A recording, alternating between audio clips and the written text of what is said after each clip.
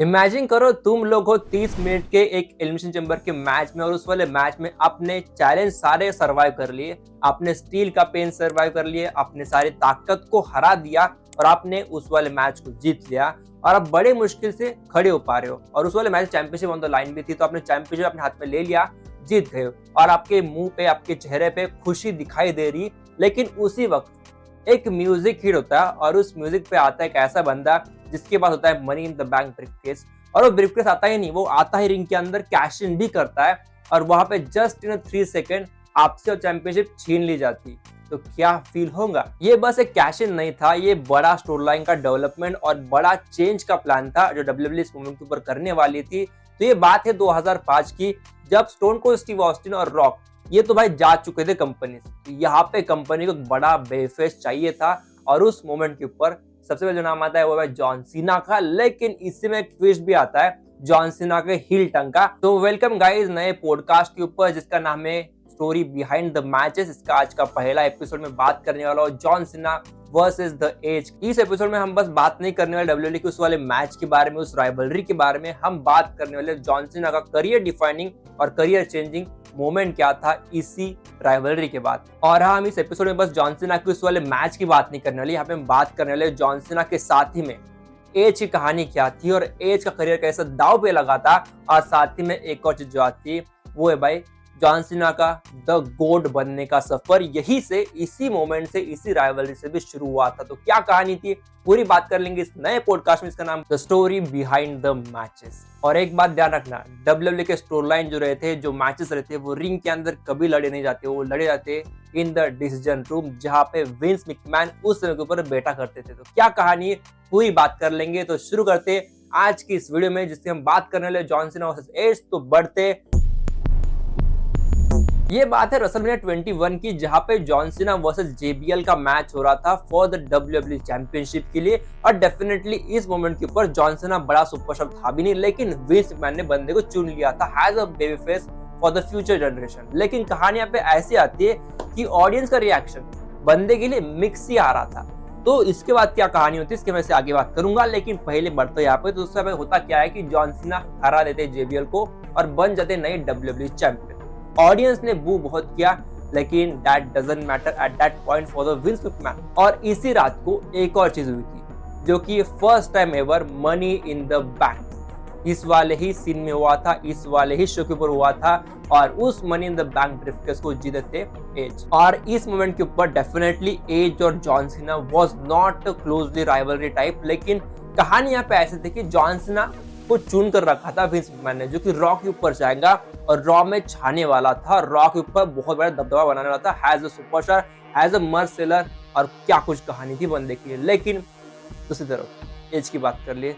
So as जो बंदा था, ये इसका कॉन्ट्रैक्ट गारंटी नहीं था, ये तो बस एक test and drive type situation थी जहाँ पे बंदे को कैश इन करने के लिए एक ब्रीफकेस दिया गया था। लेकिन that was the first time money in the bank. तो वहां पे कहानी थी अगर ये फेल हो गया तो भाई एज का करियर भी धोखे में आ सकता था।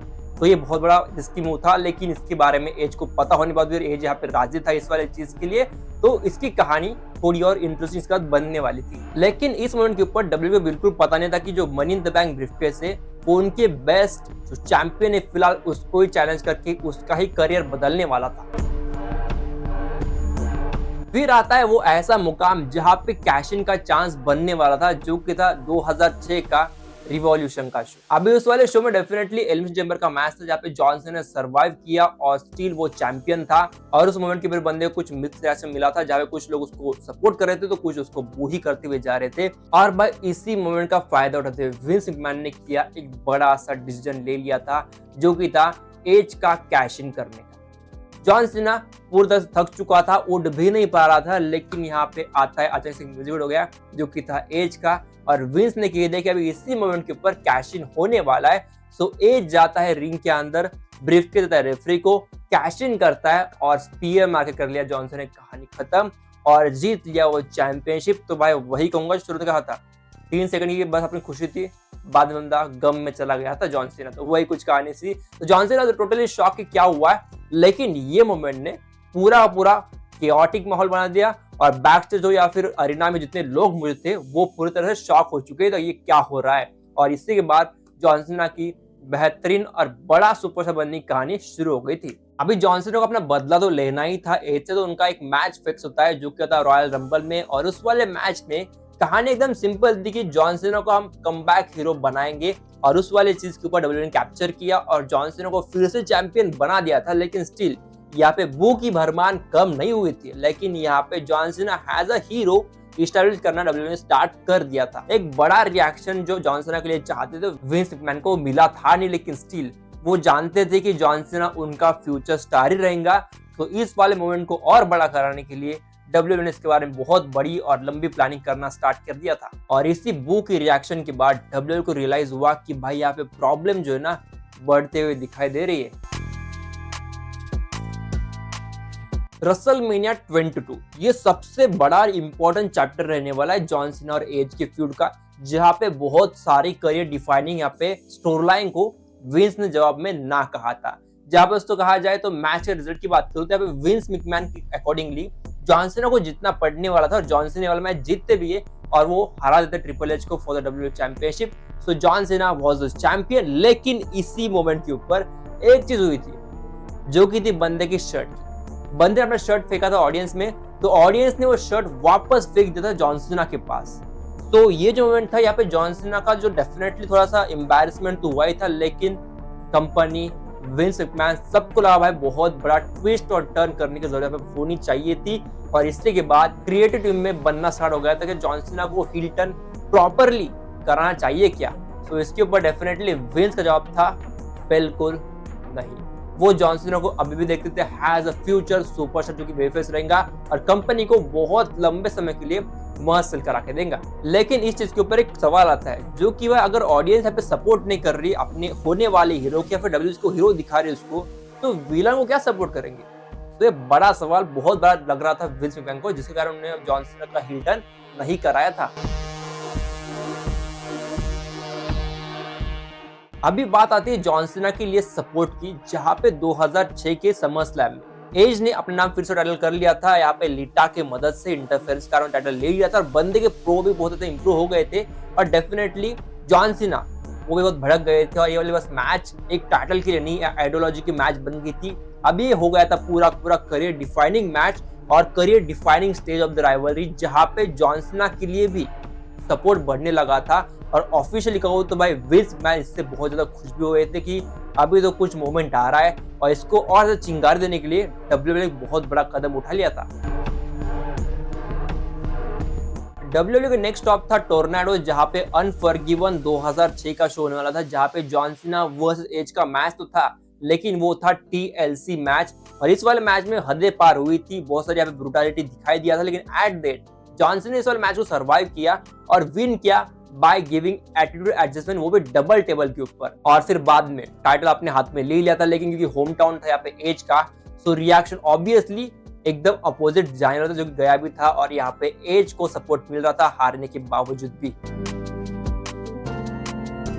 और फिर इसका था एक बड़ा मोमेंट जो कि कंपनी को बहुत ज्यादा शॉक किया था, जब जॉन सीना हो गए थे इंज्योर और 2007 में बंदे को अपना टाइटल वैकेंट करना पड़ा और बंदे को कुछ समय के लिए आउट ऑफ द कंपनी जाना पड़ा था। और यहाँ पे एज भी स्मैकडाउन के ऊपर जा चुके थे एज अ मेन इवेंटर। अभी कहानी आती, अगर जॉन सीना अभी जा चुके बाहर तो एज का फ्यूचर क्या होगा।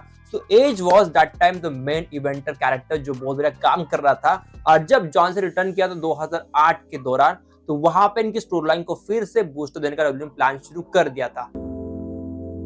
जॉन सीना इंजरी से वापस आ चुके थे और इनका ऑफिशियली मैच को अनाउंस किया था 2009 के बैकलैश में, जहां पे जॉन सीना उस एज का मैच होता है, वो भी लास्ट मैन स्टैंडिंग में, यानी कि भाई हदें तो पार होने वाली थी, इंटरफेरेंस होने वाला था, वो सारी चीजें यहाँ पे होती भी। और मैच में जॉन सीना के लिए यहाँ पे बिग शो का इंटरफेरेंस होता है, जॉन सीना को मारते हैं, पहलते हैं और यहाँ पे जॉन सीना कुछ नहीं सुन पाते। और इसका तो ऑफिशियल 10 तक काउंट कर लिया था और एज ये वाला मैच जीत चुका था with the help of big show. कहानी यहाँ पे कुछ ऐसे थी कि इस वाले मैच के बाद डेफिनेटली दोनों के पाथ अलग हो गए थे, लेकिन कंपनी को 2 बड़े सुपरस्टार पे मिल चुके थे और इसके बाद जॉन सीना का सपोर्ट भी बढ़ चुका था। तो ये बड़ी कहानी बन चुकी थी आज सर। ऑफिशियली कहूँ तो इनका चैप्टर तो था वो क्लोज भी हो चुका था। और डेफिनेटली कहा जाए so as versus John Cena, ये राइवलरी जॉन सीना के लिए नहीं, एज के लिए भी इंपॉर्टेंट थी। अगर एज यहाँ पे नहीं जीतते या फिर इस वाले मोमेंट को कैप्चर नहीं करते तो वो कभी डब्ल्यू में इतने लंबे समय के लिए रह नहीं पाते थे। लेकिन ये मोमेंट के लिए बहुत खास बन चुका था। तो दोस्तों यही कुछ कहानी थी आपके first episode of the podcast में, जहाँ पे हमने बात किया जॉन सीना वर्सेस एज की पूरी राइवलरी के बारे में। लेकिन भाई इतना ही नहीं, इस वाले पूरे पॉडकास्ट में अभी फिलहाल के लिए कहो तो 8 एपिसोड शेड्यूल किए गए। अभी पहला आ चुका है, दूसरे और तीसरे एपिसोड में जानकारी दूंगा बहुत जल्दी ऑन माय चैनल। तो उसके लिए स्टे ट्यून रहना। तो मिलते हैं बहुत जल्दी with one more episode podcast. उसके लिए स्टे ट्यून रहो। तो आपको लाइक सब्सक्राइब शेयर दोस्तों, मिलते हैं। Till then bye.